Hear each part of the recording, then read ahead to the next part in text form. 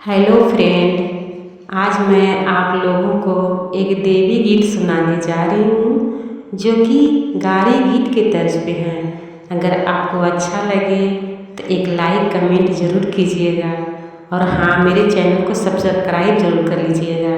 धन्यवाद। निबिया के डार पत्ता डोले डोले हो मैया, निबिया के डार पत्ता डोले डोले हो मैया। गलिया के गलिया नी घूमेली सीताली मैया, गलिया नी घूमेली कालिया मैया। कोई ना कहेला मैया बैठी बैठी हो मैया, कोई ना कहेला मैया बैठी बैठी हो मैया।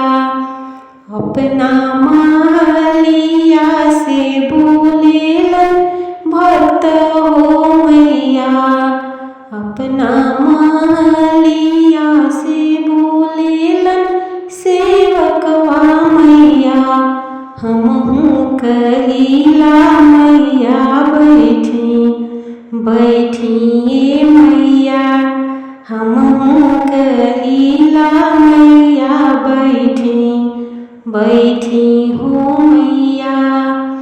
खाए के देव मैया गुगुरी बतासा हो, खाए के देव मैया गुगुरी बतासा हो। पिए के देव ठंडा पानी पानी हो मैया, पिए के देव ठंडा पानी पानी हो मैया। निबिया के डार पत्ता डोले डोले हो मैया, निबिया के डार पत्ता डोले डोले हो मैया।